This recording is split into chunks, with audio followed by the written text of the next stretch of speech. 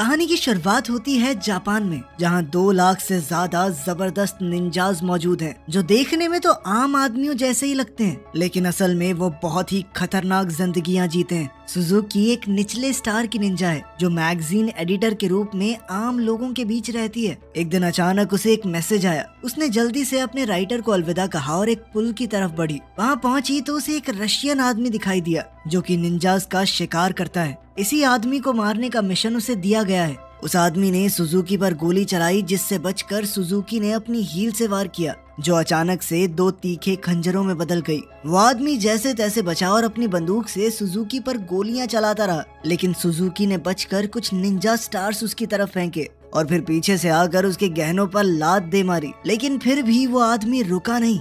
उस पर सुजुकी के करंट वाले डंडे का भी असर नहीं हुआ और उसने सुजुकी को जमीन पर पटक दिया। कुछ दूरी से एक दूसरा निंजा ये सब कुछ देख रहा था। इस निंजा का नाम केटो है, जो कि एक हाई रैंक निंजा है। अब वो उसे गोली मारने ही वाला था कि ऐन वक्त पर उसकी बाजू में एक टूथपिक आकर लगी।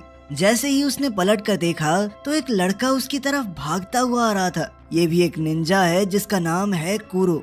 कुरो ने बहुत ही आसानी से उस रशियन आदमी को हरा दिया और आखिर में चोक होल्ड करके खत्म कर दिया। उसने सुजुकी से कहा कि मैं जा रहा हूँ, आप बाकी का काम संभाल लेना। ये सुनकर सुजुकी एकदम शॉक हो गई। उसने सोचा, कैसा आदमी है ये, तुम किसी और को अपना क्रेडिट क्यों लेने दे रहे हो? जिस पर कुरो ने कहा कि इतना काम नहीं करना मुझे, मैं घर जा रहा हूँ सोने। कुरो निंजा तो बढ़िया था, लेकिन साथ ही बहुत आलसी भी, और अब वो चुपचाप वहाँ से चला गया। वो इस वक्त एक पुराने सस्ते घर में रहता है। घर पे अकेले बोर होते हुए वो फूंक मार मार के टूथपिक का तीर बनाने की प्रैक्टिस करता रहता है। तभी अचानक कोई उसके कमरे में बिना आवाज किए घुस गया। ये उसका सीनियर केटो है, जो यहाँ पर उसे एक मिशन देने आया है। वर्ल्ड वॉर 2 के बाद कुछ बुरे निंजाज ने मिलकर एक खतरनाक ग्रुप बनाया था, जिसका नाम है अंडरग्राउंड निंजास। खुफिया जानकारी के हिसाब से उन्होंने जोटेन हाई स्कूल में घुसकर वहाँ पर कब्जा कर लिया है। ये स्कूल बना भी एक खास जगह पर है, जहाँ पहले टूटा फूटा नितानो मिलिट्री स्कूल हुआ करता था, जहाँ अभी भी लड़ाई के वक्त के कुछ राज छुपे हुए हैं।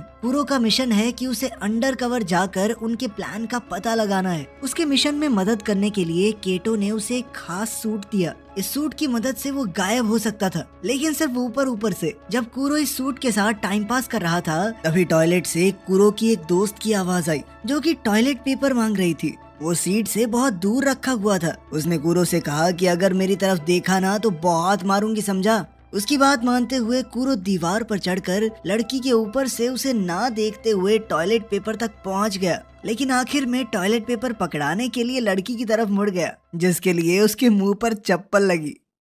अगली सुबह कुरो जोटेन हाई स्कूल पहुंचा। जब उसे पता चला कि उसे एंट्रेंस एग्जाम देना पड़ेगा तो वो बहुत ज्यादा परेशान हो गया। उसने एक बार के लिए तो सोचा कि क्या ही करना है, मिशन पूरा करके छोड़ ही देता हूँ, लेकिन फिर उसे केटो का डर सताने लगा। अब वो सोचने लगा कि आखिर एंट्रेंस एग्जाम कैसे पार करूँ। अपने थकान भरे लेकिन खूबसूरत चेहरे के साथ कुरो ने जल्द ही नोगुची का ध्यान खींच लिया, जो कि एक स्टूडेंट है और दोबारा से एग्जाम दे रही है। क्लास में घुसने के बाद कुरो ने नीचे देखते हुए क्लास का एक चक्कर लगाया और फिर नोगुची के पास जाकर बैठ गया। उसे यकीन था कि ऑर्गेनाइजेशन के लोगों ने कुरो के पास होने की तैयारी पहले से कर रखी होगी। उन्होंने फर्श पर रंग बिरंगे चावल के दाने से आंसर की बनाई हुई थी। जैसे ही कुरो ने आंसर लिखने शुरू किए, नोगुची जोर से चिल्ला पड़ी। उसे लगा कि फर्श पर पड़े वो चावल के दाने किसी तरह के कीड़े हैं। टीचर ने कहा कि अगर तुम्हें दिक्कत है तो इन्हें साफ कर दो, लेकिन कुरो ने सोचा कि भाई कुछ तो करना पड़ेगा। उसने अपनी इरेजर नीचे फेंकी और उसे उठाते हुए बड़ी सफाई से एक पेपर बॉल स्ट्रॉ में भर के नोगुची को मारी, जिसके बाद वो चिल्लाने लगी कि अभी किसी ने मुझे छुआ। वो तो सर को ही ठरकी बुड्ढा कह के बुलाने लगी, लेकिन मास्टर जी ने कहा, बेटा देख, इतने लंबे हाथ तो नहीं है मेरे। उनकी बहस के बीच कुरो ने जल्दी से एक के बाद एक पेपर भरने शुरू कर दिए, लेकिन इससे पहले वो मैथ्स का पेपर कर पाता, वो टीचर नोगुची को संभालने के लिए उसकी तरफ बढ़ा और साथ ही पैर रख के वो चावल के दाने भी हिला दिए। अब कोई रास्ता था नहीं तो कुरो ने अपनी एक्टिंग की मदद ली और वहीं बैठे बैठे सुसु कर दिया। फिर उसने रोना शुरू कर दिया कि मैं तो एग्जाम के लिए इतना डर गया था कि मैंने गलती से बहुत सारा पानी पी लिया। जिसके बाद टीचर ने उसे चुप करवाया और कहा कि एग्जाम सिर्फ नाम के लिए है, अगर तुम खाली शीट भी छोड़ दोगे तब भी तुम्हें पास कर देंगे, ठीक है? कुरो स्कूल के बारे में जानकारी हासिल करना चाहता था, तो वापस जाते हुए उसने नोगुची का इंतजार किया और दोनों साथ चलकर घर जाने लगे। कुरो का घर पहले आ गया तो उसने नोगुची से कहा कि आओ कभी हमारे गरीब खाने पे। नोगुची थोड़ा हिचकिचाते हुए मान गई और दोनों उसके घर की छत पर पहुंचे। उनकी बातचीत के दौरान नोगुची ने बताया कि क्लास में कुछ शरारती बच्चे हैं, वो हो सकता है तुम्हें परेशान करें। एडा नाम का मेरा एक दोस्त है, उसे उन्होंने इतना परेशान किया कि वो क्लास आना ही छोड़ गया। साथ ही उसने बताया कि हमारे स्कूल के नीचे काफी खुफिया टनल्स हैं जो वर्ल्ड वॉर 2 के समय के एक खास मिलिट्री बेस तक जाती हैं। कुरो समझ गया कि शायद अंडरग्राउंड निंजा ग्रुप इसी मिलिट्री बेस के पीछे है। जब सूरज डूबने लगा तो नागुची ने कहा कि मुझे अब घर जाना चाहिए, लेकिन अचानक ही वो छत से फिसल कर गिर गई। पर उसके नीचे गिरने से पहले ही कुरो ने छलांग लगाकर उसे पकड़ लिया और नीचे गिरकर कुरो के सूट का सेफ्टी फीचर ऑन हो गया, जो कि एक कुशन में बदल गया। नोगुची चिल्लाते हुए खुले मुंह के साथ ही बेहोश हो गई, जिसके बाद कुरो उसे घर छोड़ आया। उसी रात एक लुच्चा लड़का अपने ड्रोन को उसकी पड़ोसन दोस्त कवाडो के बाथरूम के पास उड़ाने की कोशिश कर रहा था, पर वो नहीं जानता था कि कुरो अपना इनविजिबल सूट पहनकर वहीं बैठा है। उसने अपने खास डंडे से लड़के को बिजली का झटका दे दिया। दरअसल ये लड़का नोगुची का दोस्त ईडा ही है। कुरो ने उसे कवाडो से माफी मांगने को कहा और अगले दिन स्कूल ले गया, ये कहकर कि डर मत, मैं तुझे बचाऊंगा, लेकिन 500 की पत्ती लगेगी हर रोज। स्कूल पहुंचते ही वो लड़के फिर से ईडा को परेशान करने लगे, लेकिन इस बार शायद उन्होंने गलत दिन चुना था, क्योंकि आज कुरो भी यहाँ था। कुरो ने अपने पैर से ईडा का पैर पकड़ा और धम से उस दूसरे लड़के पर हमला करवा दिया, जिसके बाद वो लड़का दर्द से कूदने लगा। ईडा को तो समझ ही नहीं आया कि हुआ क्या, और फिर कुरो पीछे की लाइन में जाकर बैठ गया। वो किताब भी नहीं लाया था, जिसके बाद साथ बैठी लड़की साटो ने उसे अपनी किताब दी, जिसके बाद नोगुची उसे जलन भरी आंखों से देखने लगी। तभी उसके चेहरे पर एक लाल रोशनी पड़ी, जो कि एक लेजर लाइट है। ये दरअसल निंजास का सिग्नल है एक दूसरे से बात करने का। इसके बाद कुरो उठा और क्लास से बाहर चला गया। छत पर शियोन नाम का एक लड़का था, वो एक हाई रैंक निंजा है। उस दिन जब कुरो ने उस रशियन आदमी की छुट्टी की थी, उस दिन वो भी वहीं मौजूद था।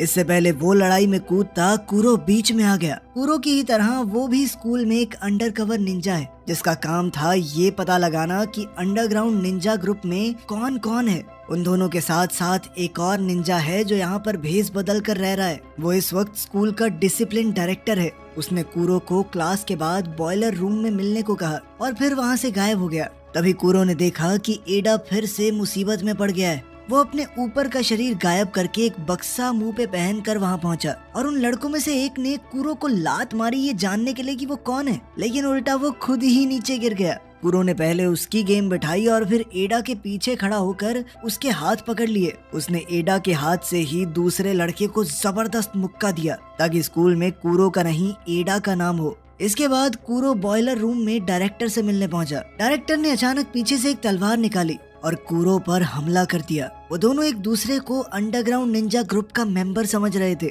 कुरो ने डायरेक्टर के हर एक वार का जबरदस्त जवाब दिया। जब उसे पता चला कि डायरेक्टर अंडरग्राउंड निंजा ग्रुप से नहीं जुड़ा हुआ, तो उसने कहा कि पीछे हट जाइए, हमारी सैटेलाइट ने आपके ऊपर निशाना साध रखा है। अगर मैं चाहूँ तो 1 सेकंड में खत्म कर सकता हूँ आपको। लेकिन डायरेक्टर को लगा कि कुरो बकवास कर रहा है, उस जैसे लो क्लास निंजा के पास सैटेलाइट का एक्सेस हो ही नहीं सकता। लेकिन तभी आसमान से सैटेलाइट ने लेजर से हमला किया और डायरेक्टर की तलवार बीच से काट दी। डायरेक्टर समझ गया कि इससे पंगा नहीं लेना, जिसके बाद कुरो वहाँ से चला गया। बाहर निकलते ही उसने देखा कि उसकी क्लास की सबसे फेमस लड़की मित्सुकी उसका इंतजार कर रही थी। वो कुरो को देखकर कुछ अजीब से तरीके से मुस्कुराई और बिना कुछ कहे वहाँ से चली गई।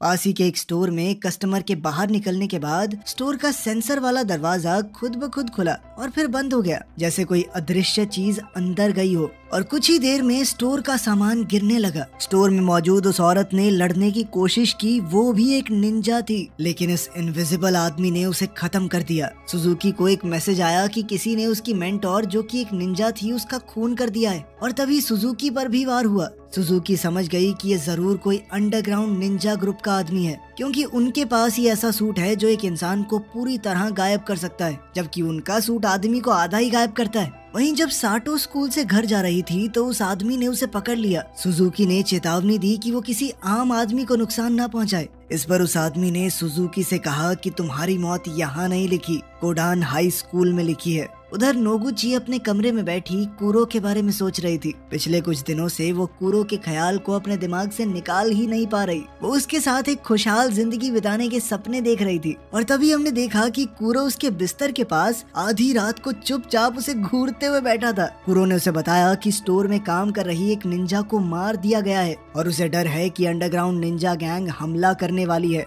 उनके स्कूल में बहुत ही जबरदस्त लड़ाई छिड़ने वाली है। उसने नागोची से कहा कि तुम कुछ दिनों के लिए स्कूल मत आना, ठीक है? और फिर बिना कुछ कहे कूरो खिड़की से बाहर कूदकर गायब हो गया। इसके बाद हम एक आदमी को इस तरह भागते हुए देखते हैं मानो कोई उसकी जान के पीछे पड़ा हो। अचानक एक निंजा स्टार उसका पीछा करने लगा और मौका मिलते ही उसकी टांग में जा घुसा, जिसके बाद वो आदमी गिर पड़ा। इस आदमी का नाम सारुटा है, जो पहले कूरो की टीम यानी NIN का ही एक निंजा था, लेकिन अब उसने वो ग्रुप छोड़ दिया था। इसके बाद उसका पीछा कर रहे उस इनविजिबल आदमी ने कहा कि क्या वो अंडरग्राउंड निंजास के साथ जुड़ना चाहेगा। सारुटा इसके लिए 1 सेकंड में मान गया और कहने लगा कि लोगों को मारने में तो मुझे बहुत मजा आता है, बताओ कौन है टारगेट। पता चलता है कि जो इनविजिबल निंजा सभी निंजास को मार रहा था वो कोई और नहीं बल्कि सारुटा ही है।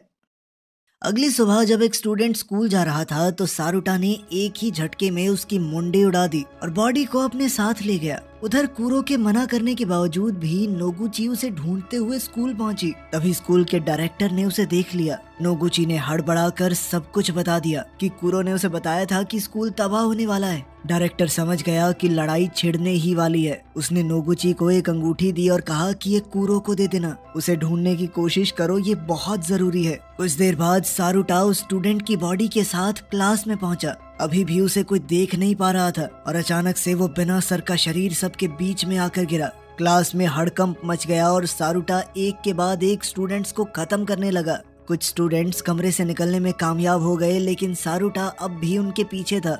जल्द ही सुजुकी और शियोन को खबर मिली कि अंडरग्राउंड निंजास का एक आदमी स्कूल में आतंक मचा रहा है। सुजुकी ने अपनी आंखों के सामने ये खून खराबा देखा। उसने अपनी छड़ी निकाली और हत्यारे ने अपना गायब होने वाला सूट उतारा और तो और मास्क भी हटा दिया। सारुटा ने कहा कि पहचाना मुझे? इस स्कूल में जब हम पढ़ते थे मैं बहुत ज्यादा चाहता था तुम्हें, लेकिन तुमने मेरे प्यार का मजाक बनाया और भाग गई। गुस्से और नफरत से भरे हुए सारुटा ने खुद को बिल्कुल नहीं रोका। वो दोनों खतरनाक तरीके से लड़े, एक से बढ़कर एक। सुजुकी बहुत तेज थी, इसीलिए वो जल्दी ही जीत के करीब आ गई, लेकिन उसने एक चीज पर ध्यान नहीं दिया कि सारुटा का सूट बिजली के वार को सोख सकता था। इसीलिए सुजुकी की उस छड़ी का कोई असर ही नहीं हुआ। और अब जब सुजुकी हारने लगी तभी एक आदमी कांच से कूदकर अंदर आ गया। ये वही हाई रैंक निंजा केटो है। उसके सामने सारुटा का टिक पाना लगभग नामुमकिन था। ये बात वो अच्छे से जानता था, इसीलिए उसने अपना मास्क पहना और चुपचाप गायब हो गया। लेकिन केटो को इस बात से कोई दिक्कत नहीं थी।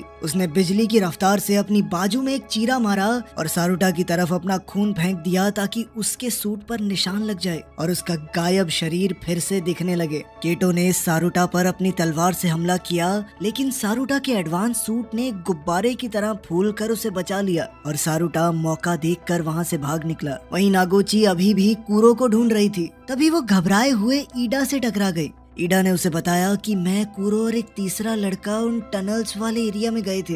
वहाँ पर अफवाह है कि एक रास्ता अंडरग्राउंड बंकर तक जाता है। मेरी और उस दूसरे लड़के की हिम्मत नहीं हुई अंदर जाने की, लेकिन अब मुझे कूरो के लिए डर लग रहा है। उधर कूरो को अंदर एक लड़की दिखाई दी। ये लड़की मित्सुकी है और वही है जिसने ये पूरा प्लान बनाया था। जितना कूरो ने सोचा था, मित्सुकी उससे बहुत ज्यादा ताकतवर थी। उसने मित्सुकी पर एक बम से हमला किया, लेकिन वो पल भर में उससे दूर एक दीवार पर एक उंगली से लटकी हुई थी। कूरो ने उस पर 2 हाई वोल्टेज केबल फेंकी, लेकिन उसने अपने नंगे हाथों से वो तारें पकड़ ली, मानो बिजली का उसके ऊपर कोई असर ही ना होता हो। वहीं सारुटो स्कूल में घूम रहा था। तभी उसके सामने शियोन आ खड़ा हुआ।